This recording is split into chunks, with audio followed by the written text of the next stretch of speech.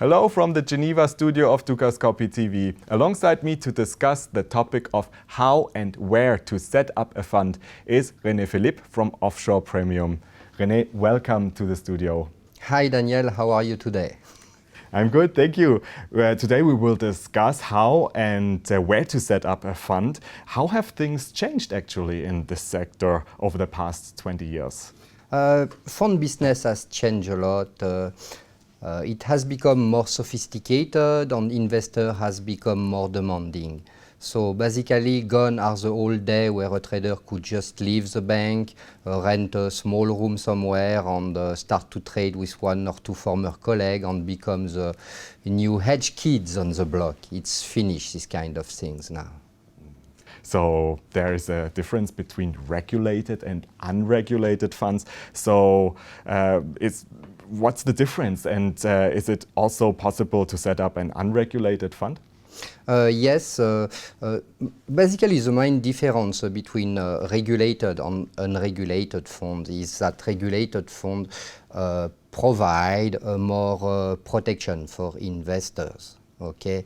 And yes, it is possible to set up non-regulated funds.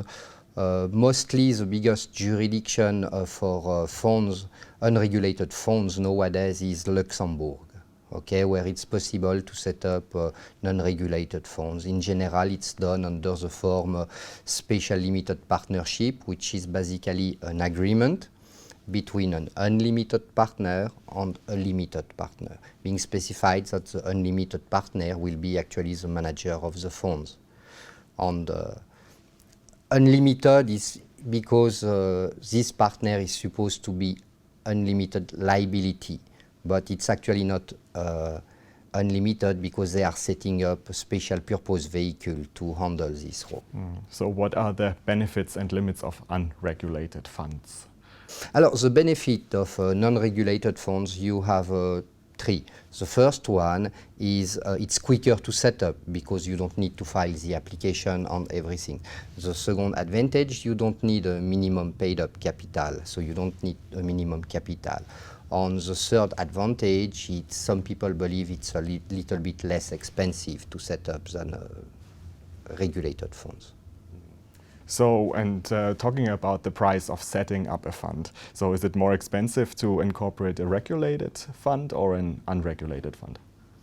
Alors, if you set up funds, for example, an unregulated funds in Luxembourg, okay, you have the service provider which are offering those kind of funds, they have what we call an appel price, a call price, which is between 10 to 15,000 euro. But actually what they are not telling you, it's just the price to incorporate the funds entities. Then you have to incorporate the entity which will become the general partner of the funds. Then you have all the yearly expenses, so it's more a budget between 25 to 30,000 euro.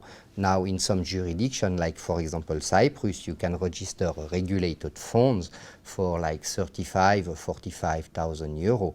You could also register a regulated funds in Luxembourg, but it would be more expensive. So you're talking about Cyprus. So this country has been the center in 2013 in the financial crisis. So what makes you believe that Cyprus is a good location for setting up a fund? Firstly, because they have a new law on funds which has been issued in 2014, which is very good.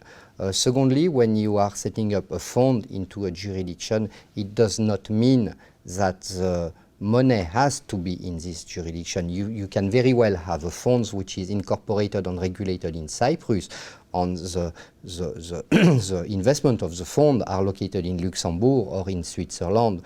The only requirement is to have the minimum capital in Cyprus. And basically, I believe that it's not because you have a financial crisis in a country that it should be the end of the financial system in this country, because if it was the case, you would not have a stock exchange anymore in New York.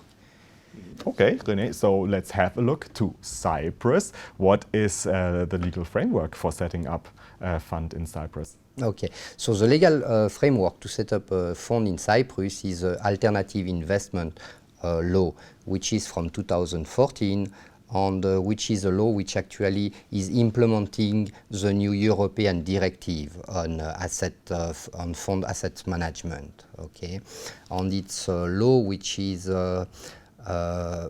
which main focus is transparency and investor protection. Because there is one thing you have to understand is now you have a shift of jurisdiction between Caribs and especially Cayman and Europe.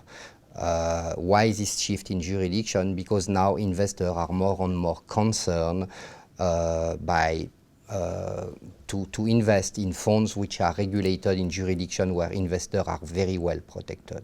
And in Cyprus, they will be very well protected. And how are the funds managed in Cyprus? Alors, a fund in Cyprus could be managed either internally or externally. Internally, it will mean that, for example, if you set up a fund under company law, like for example a fixed capital investment company or a variable capital investment company, then in this case it will be the board of directors who can manage the fund. If you set up a fund under the form of a special limited partnership, which is also an option in Cyprus, then it will be the general manager who can manage the fund.